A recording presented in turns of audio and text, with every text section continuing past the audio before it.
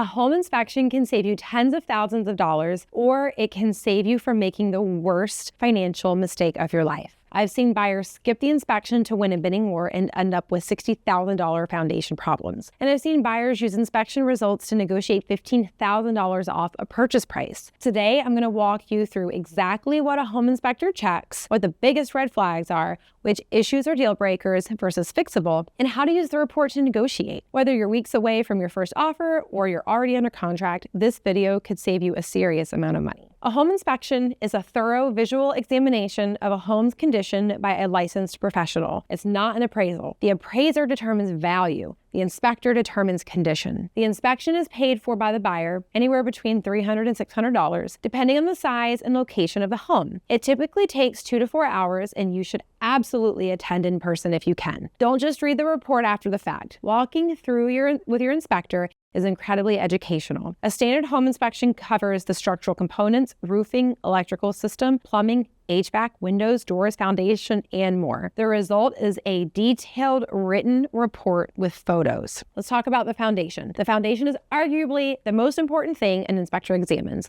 Small cracks in a concrete foundation are common and often not a concern. Horizontal cracks, stair-steep cracks in brick, and significant bowing of walls can indicate serious structural movement. If the inspector flags foundation concerns, consider hiring a structural engineer for a specialist report before proceeding. The roof. The inspector will assess the age, condition, and remaining life of the roof. Missing shingles, soft spots, improper flashing around chimneys, and damaged gutters are common issues. A full roof replacement can run anywhere from $8,000 to $20,000 or more, depending on size and materials. This is a negotiation point. Ask for a credit or a price reduction if the roof is near the end of life. For the electrical system, the inspector checks the electrical panel, wiring type, and outlets. Red flags include aluminum wiring in older homes, double-tapped breakers, outdated panels like Federal, Pacific, or Zinsco, known fire hazards, missing GFCI outlets near water sources, and DIY wiring done without permits. Electrical issues can range from $500 quick fixes to $10,000+ rewiring jobs. With plumbing, the inspector checks visible pipes, water pressure, drainage, water heater age and condition,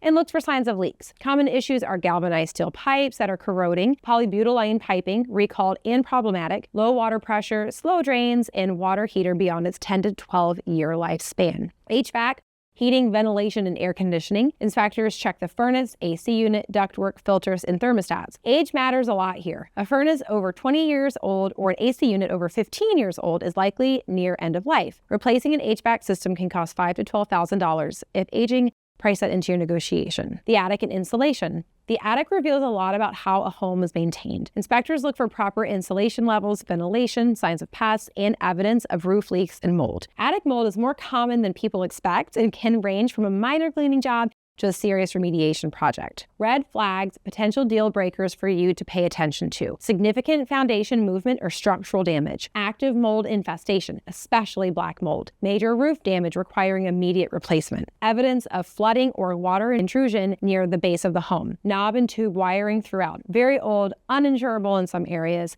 and signs of pest infestation, termite damage, rodent activity. Some yellow flags, negotiate and or budget for. Roof approaching end of life, under 5 years remaining, typically. Older HVAC units still functioning but aging. Minor water stains that have been addressed. Deferred maintenance items like gutters, caulking, exterior paint. Green flags, these things are totally normal and not worrisome. Small cracks in drywall from normal settling. GFCI outlets missing in non-critical locations. Minor grading issues away from the foundation. And old but functional appliances. Here's where buyers leave money on the table. You have 3 options after the inspection report. Option 1, request repairs. Ask the seller to fix specific items before closing. Option 2, request a credit. Instead of repairs, ask for a dollar amount off closing costs or the purchase price. And lastly, walk away. If major undisclosed issues are discovered, you can typically exit and get your earnest money back. My recommendation: prefer credits over repairs whenever possible. When sellers do repairs, they often do the minimum. A credit lets you control the quality of the fix. Don't use the inspection to nickel and dime a seller over minor things. It creates animosity and can derail a deal. Focus your negotiation on the significant items that affect safety,